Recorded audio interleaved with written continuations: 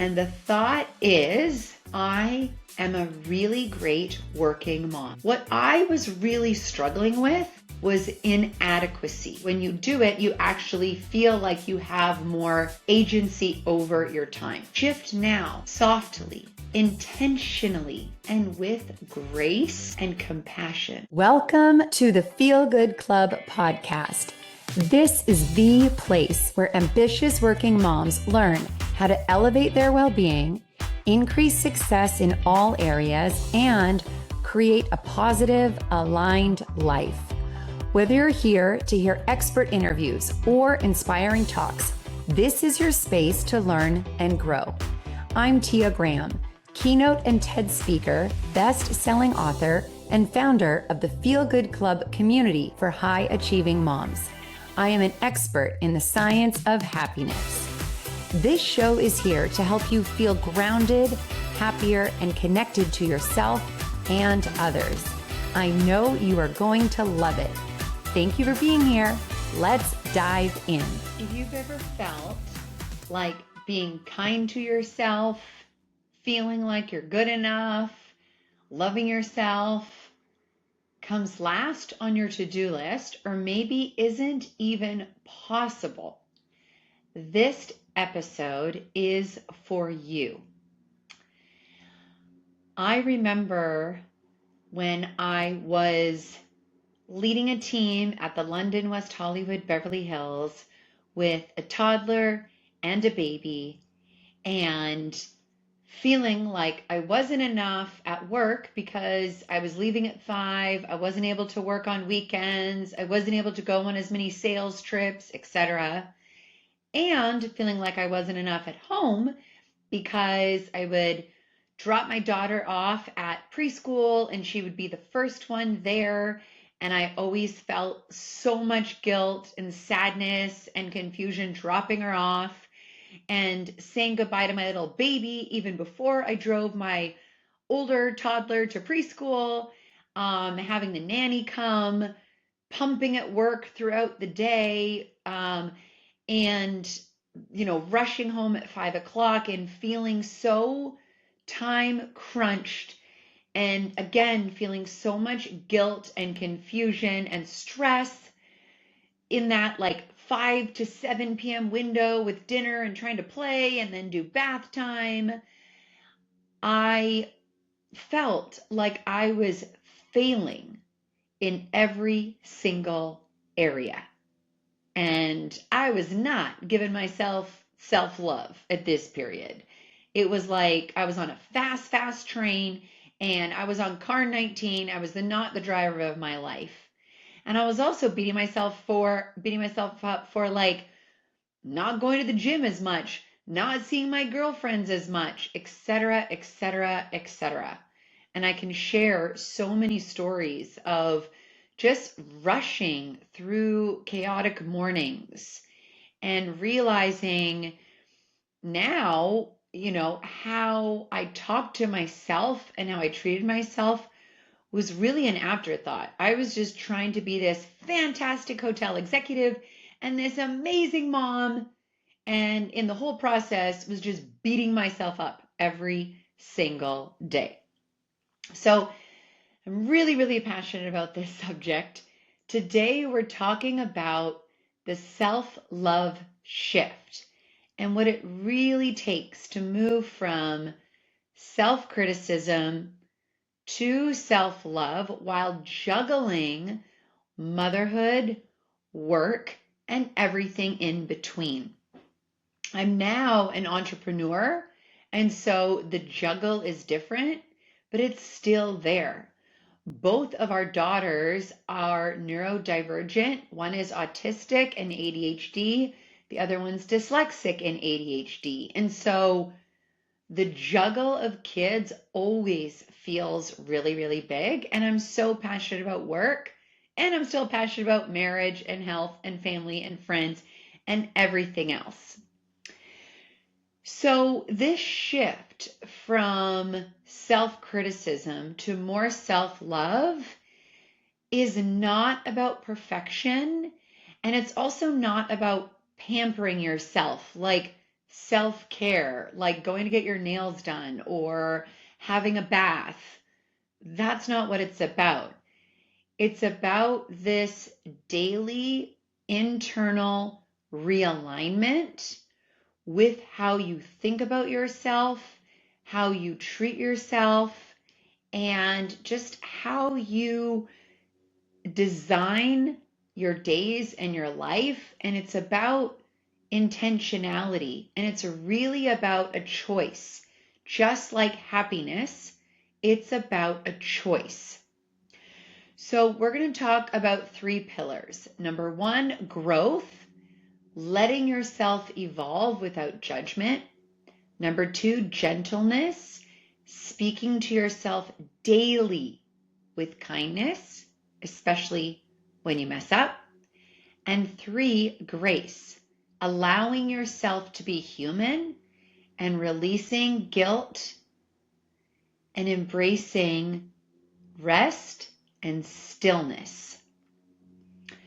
So think about like updating your phone or your laptop software. The self-love shift is your emotional software update. This is less about changing who you are. There is nothing wrong with you. It's about upgrading how you think about yourself, feel about yourself, and treat yourself. Okay? Ambitious working moms face many challenges and struggles. We are constantly comparing ourselves to other working moms. Social media exasperates this. There is this internal guilt for wanting me time, wanting to take care of yourself. There is time poverty, where our calendars and our days are just so full. We have high expectations of ourselves in many different areas of life. You could say we are type A working moms. We have really, really big, full, invisible mental loads. And we are also bombarded with messaging about leaning in and doing it all, which can be really, really toxic and negative for us. And so all of the challenges that you face do not mean that you are failing. It means that you are a human in today's busy world doing a lot.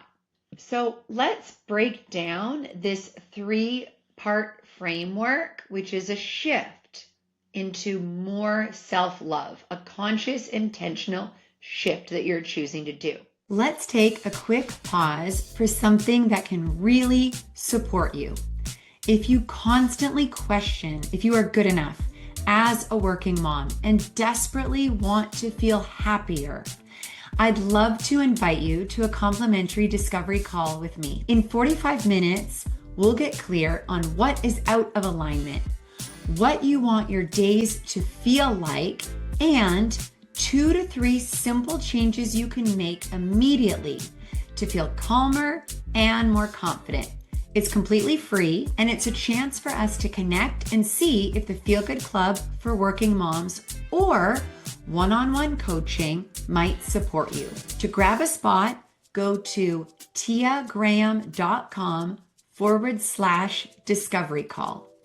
That's tiagraham.com/discovery call, and pick a time that works for you. So number 1, growth, giving yourself permission to evolve. So let me share a little story of a small personal growth moment. Now, on Monday night, so here's a story of actually this week.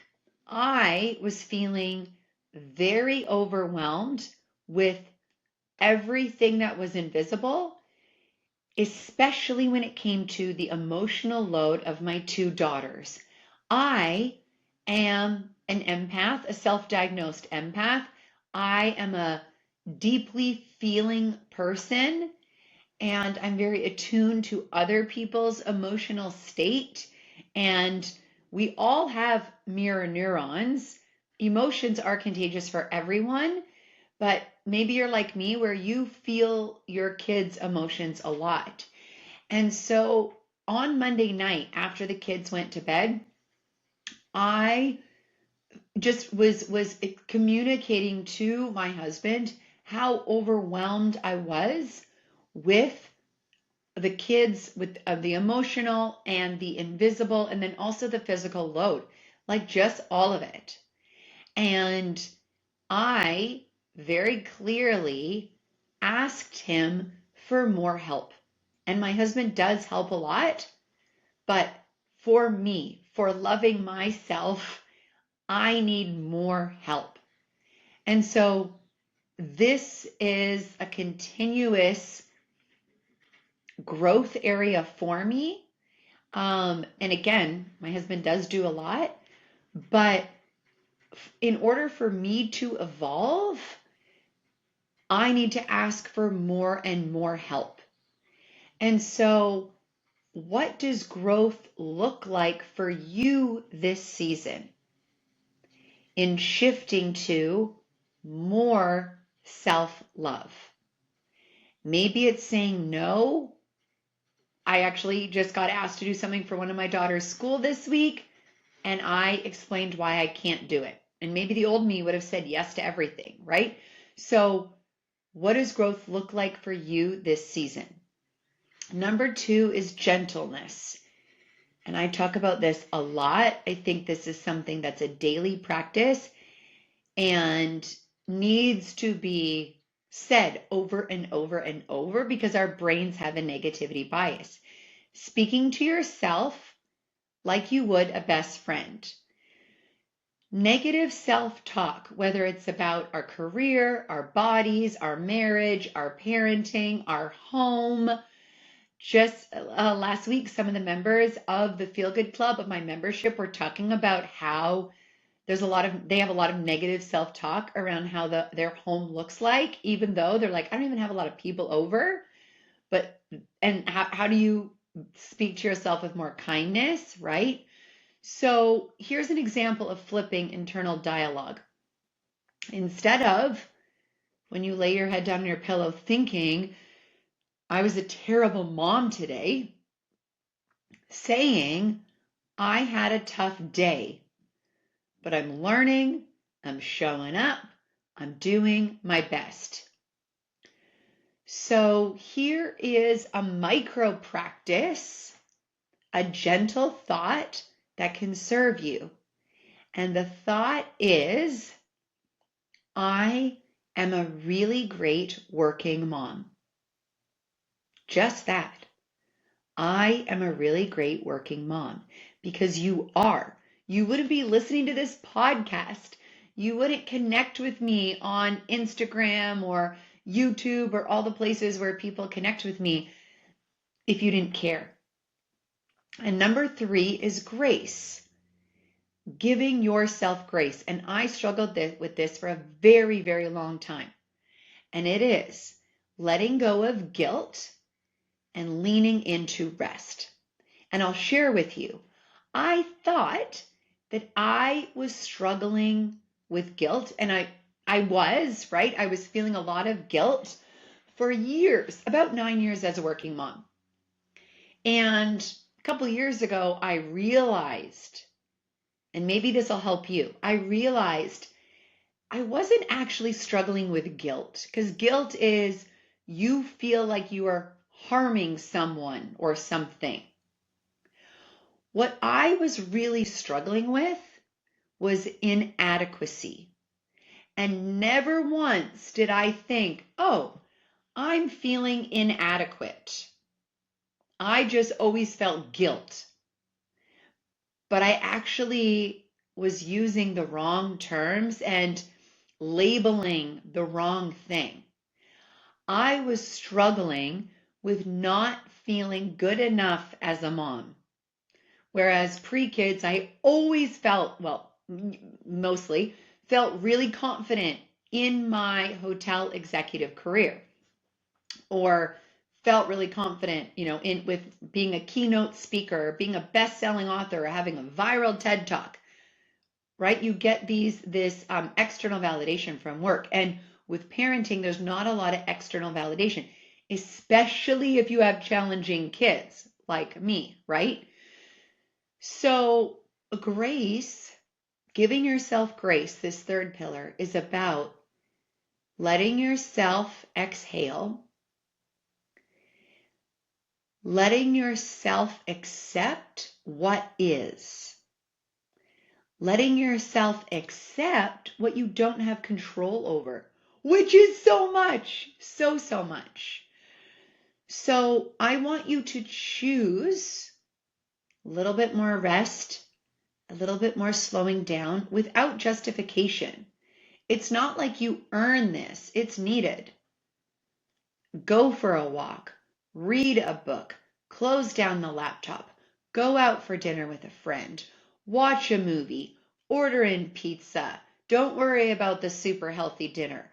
Whatever you need to do to rest. And, the way that my husband and I recharge is we spend a lot of time traveling. My husband gets a lot of vacation points, a lot of airline miles through his work, and which is a huge blessing. And we take several weeks off in the year to just recharge. And do I have thoughts like, oh God, should I be working? I could be more. Absolutely, because I'm a type A high achieving person. But I give myself that permission to rest, right? So imagine that you're carrying this really, really, really big, heavy bag of perfectionism and of self-criticism and of guilt, and just put that bag down right now. Put it down today and put it down this week. And that's what grace feels like. So here are a couple simple daily practices to increase self-love. Write down what you're grateful for in a gratitude journal a couple times a week. Mine is right on my bathroom counter. And I pause and think about what I'm grateful for. I also have this new awesome practice of telling my husband the amazing great things that I did that day with the kids, with work, whatever. And I'm just vocalizing impact, contributions, ways that I'm proud of myself showing up, and saying that out loud and countering the negativity bias in my brain. And the third thing you can do as a daily practice is to choose to take care of your body, to choose to do a 20-minute yoga video, choose to go for a quick run, choose to do a 30-minute weights video on YouTube and strengthen your body. Choose to invest in your physical health, which is a massive investment in self-love. And when you do it, you actually feel like you have more agency over your time. So I want to encourage you to think about self-love consistency over intensity, because self-love grows in these micro moments. Growth and gentleness and grace are not ideals. It's muscles that you build over time. You do not have to wait to be less busy, less tired, less full, less chaotic, or more perfect to show yourself love. Shift now, softly, intentionally and with grace and compassion. If this resonated with you, share this episode with a working mom friend who could use this reminder that she's already enough and that she deserves so much love and self-love. If you are feeling a lot of mom guilt right now, number one, that's okay. I see you and I've been there. What I want you to do is I want you to go to tiagraham.com/blog and go get my free 7 steps to overcoming working mom guilt. And remember, prioritize your happiness. This is what we're doing every week inside the Feel Good Club. Thank you for joining me on the Feel Good Club show. I hope today's episode left you feeling inspired and equipped to take on your day with confidence, self-love, and joy. If you enjoyed this episode, please subscribe, leave a review, and share it with your fellow ambitious working moms. Remember, you are not alone on this journey. We're all here to support each other in feeling good and living our best lives. Until next time, take care and be hopeful. And remember, prioritize your happiness.